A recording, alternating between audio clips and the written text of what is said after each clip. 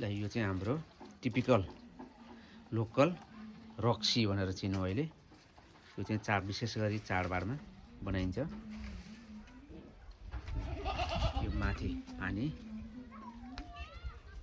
ल अहिले हामी यो रक्सी झिकेछौँ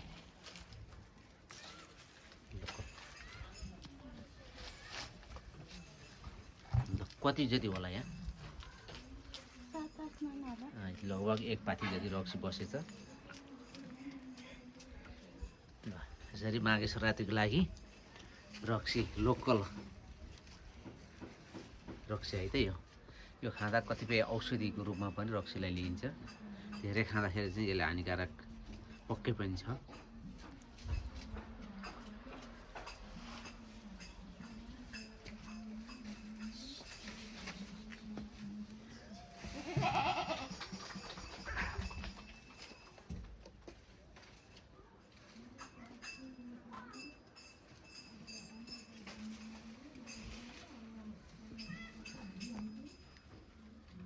तिमी चाहिँ यसो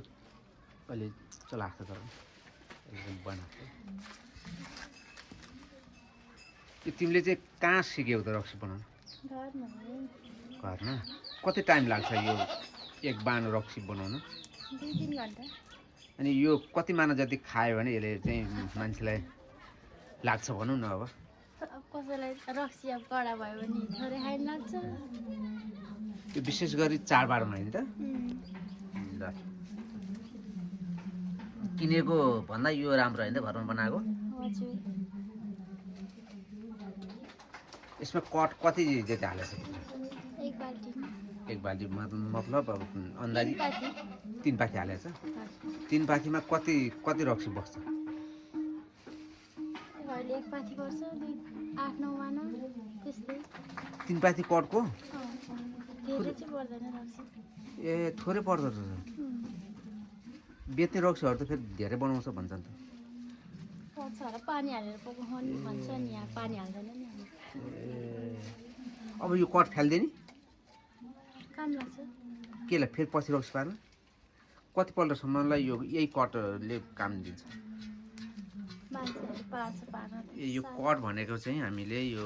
रियुज कोदोलाई कट भनिन्छ है कोदोलाई चाहिँ विशेष कट भनेर भनिने रहेछ र जे होस् यसपालिको माघे सङ्क्रान्ति चाहिँ तपाईँहरू सबैजनालाई रक्सी खान आउनु होला है त तरुल चाको घिउ